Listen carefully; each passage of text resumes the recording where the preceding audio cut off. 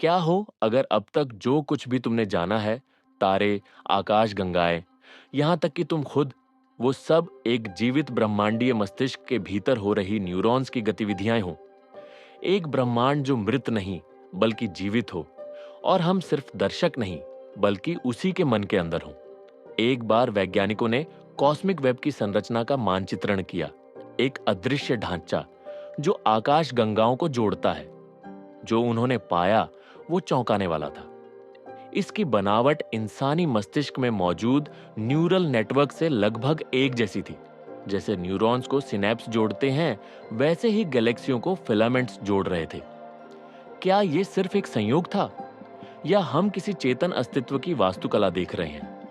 कुछ भौतिक शास्त्री और दार्शनिक मानते हैं कि ब्रह्मांड सिर्फ भौतिक पदार्थ नहीं है, बल्कि ये एक आत्म संगठित, विकसित होती चेतना हो सकती है। मेटाफर के रूप में नहीं, सचमुच में। हर ब्लैक होल, हर सुपरनोवा, हर क्वांटम इंटरेक्शन एक विशाल ब्रह्मांडीय सोच प्रक्रिया का हिस्सा हो सकता है। अब बात थोड़ी अजीब और असल हो जाती है। ब्रह्मांड की संरचना मस्तिष्क से मेल खाती है। जिस तरह सूचना न्यूरॉन्स से होकर बहती है, उसी तरह वो आकाश गंगाओं में भी बहती है।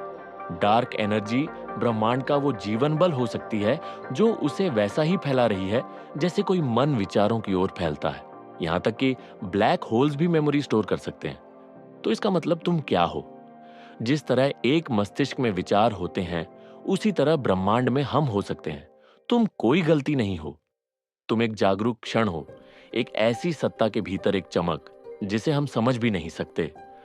जब तुम सोचते हो, जब तुम महसूस करते हो, ब्रह्मांड तुम्हारे साथ सोच रहा होता है। यह सिर्फ विज्ञान कथा नहीं है। पैनसाइकिज्म जैसी दार्शनिक विचारधाराएं मानती हैं कि चेतना पदार्थ की उपज नहीं है, बल्कि पदार्थ का स्रोत है।